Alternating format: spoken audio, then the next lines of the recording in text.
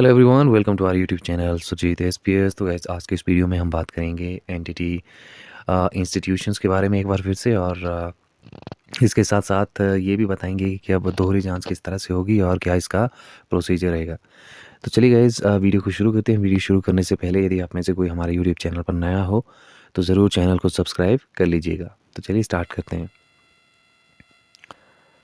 तो फ्रेंड्स, यहाँ से आप ये देख पा रहे होंगे, एनटीटी करवाने वाले निजी संस्थानों की होगी दोहरी जांच। अब दोहरी जांच मतलब कि एक तो पहले मैंने आपको बताया था कि विनियामक आयोग जो है इसको देख रहा है और इन्होंने भी जो है वो जांच करवाई है। इनके पास भी कंप्लेंट्स आई थी, इन्होंने भी जो फैसले थे उसके बाद वो लिए थे, जुर्माने लगाए थे। और बहुत सारे जो एक तरह से आप कह सकते हैं कि डिप्लोमास थे उनको इनवैलिड किया था।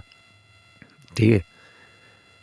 तो इसके अलावा अब जो है वो दोहरी जांच का मतलब ये हुआ कि अब शिक्षा विभाग भी जो है इसमें इनिशिएट करेगा और शिक्षा विभाग भी खुद इसमें जो है वो जितने भी प्राइवेट इंस्टीट्यूशंस हैं, ठीक है, इसकी जो है वो जांच की जाएगी।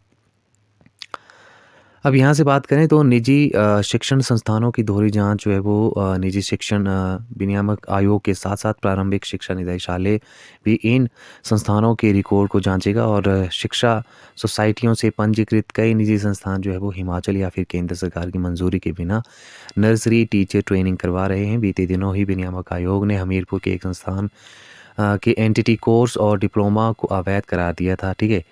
देखिए, बहुत सारी ऐसी आप कह सकते हैं कि शिक्षा सोसाइटी, ठीक है, एजुकेशन सोसाइटीज़ ऐसी बनी हुई हैं जो कि आप ये कह सकते हैं कि वैलिड नहीं है। ठीक है। तो उनको लेके जो है यहाँ पे किस तरह का स्टैंड जो है वो लिया जाता है। उनको अगर वो एक तरह से आप बोलें कि वो रजिस्टर्ड नहीं है तो फिर उन पे जो है वो एक्शन होगा और जुर्माना वगैरह, या उनके थ्रू जो डिप्लोमास हुए हैं उनको जो है वो फिर अवैध घोषित यहाँ से करार दिया जाएगा।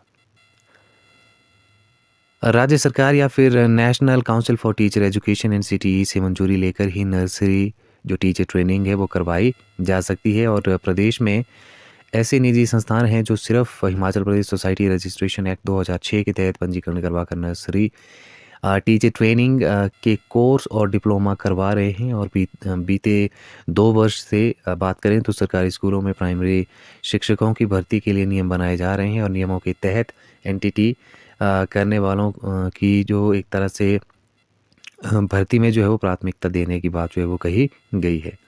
इसकी भनक लगने के बाद प्रदेश में नर्सरी टीचर ट्रेनिंग करवाने वाले निजी संस्थानों की भरमार जो है वो लग गई है। एग्जैक्टली देखिए, हुआ क्या है कि जैसे ही पता चला है कि 5,000 के करीब जो हैं वो पद भरे जाने हैं एनटीटी के, तो बहुत सारे ऐसे सोसाइटीज़ हैं, ऐसे इंस्टीट्यूशंस हैं जो कि उसी टाइम प्रोएक्टिव हो गए। उन्होंने जो है वो एनटीटी एक कोर्स करवाने जो थे वो धड़ाधड़ से स्टार्ट करवा दिए। ठीक है। और उन्होंने अब जितनी भी फॉर्मेलिटीज़ होती हैं, औपचारिकताएं होती हैं, वो पूरी नहीं करी हैं। और अब जो है दोबारा से इसमें जो है ये पूरा जांच जो है वो किया जाएगा। और इन बिटवीन जो है आप कह सकते हैं कि जो 1 मंथ का जो यहाँ पे रोज़गार नीति बनाई गई है, कैबिनेट एक तरह से सब कमेटी बनाई गई है, तो उसमें क्या जो एनटीटी वाला ये जो मैटर है, क्या 1 मंथ में जितने भी फेयर आप कह सकते हैं कि इंस्टीट्यूशंस हैं, क्या उनकी जांच हो पाएगी। और क्या उसके बाद जो है फिर वो एनटीटी भर्ती के लिए जो है वो रूल्स बनाए जाएंगे विद इन 1 मंथ। ठीक है। तो क्या अगली वाली जो कैबिनेट है इसमें जो है वो एनटीटी भर्ती आ सकती है या नहीं, अब यहाँ से थोड़ा सा ये कह पाना अभी मुश्किल है। फ़िलहाल समय ये बताएगा क्या 1 मंथ में सारी चीज़ें हो पाती हैं या फिर नहीं।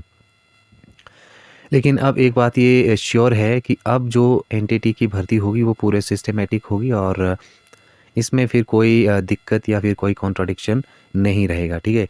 अभी सरकार के पास टाइम भी है और आप जो है वो आपको जो एक अच्छी एक कहीं न कहीं कंफर्टेबल ज़ोन में ले जाकर सरकार जो आपको जॉब देना चाहती है, क्योंकि शायद ये पूरी जाँच-पड़ताल होगी। उसके बाद फिर ये देखना पड़ेगा कि 1 साल का डिप्लोमा या फिर 2 साल का डिप्लोमा जो है वैलिड किया जाएगा। ठीक है। इसमें जो है फिर एनसीटीई की गाइडलाइंस जो है उसमें तो 2 साल का है, तो क्या फिर दोबारा से जो एनटीटी की भर्ती है क्या उसको जो है ब्रिज कोर्स के साथ जो 1 साल का डिप्लोमा मान्य किया जाएगा या फिर नहीं।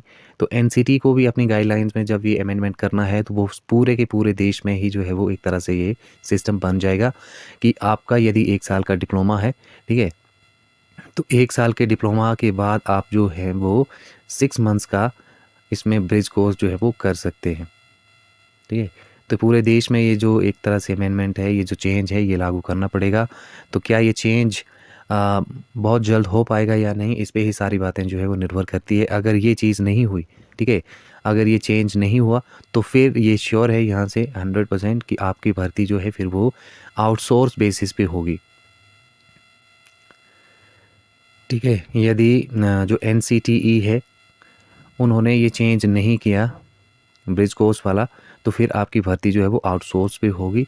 फिर इसमें आपकी रेगुलराइजेशन में समय जो है वो लग सकता है, क्योंकि फिर उसके बाद सरकार के पास कोई ऑप्शन नहीं है कि वो 1 साल वाले जितने डिप्लोमा होल्डर्स हैं उनको एनटीटी भर्ती में ले पाए, ठीक है। तो डिपेंड करता है कि एनसीटीई कब जैसे जो है और कितने टाइम बाद इसको ब्रिज कोर्स के लिए अलाउ करती है, अलाउ करेगी या फिर नहीं करेगी, ठीक है, या फिर सेंटर इंटरवीन करेगा इसमें या नहीं करेगा। मैं उस केस में बोल रहा हूँ कि जब सेंटर या फिर एनसीटीई इसमें इंटरवीन नहीं करे तो उस केस में आपकी भर्ती जो है, अगर 1 साल वालों को लेना है तो फिर जो है वो भर्ती का जो नेचर रहेगा वो आउटसोर्स पे हो सकता है, ठीक है।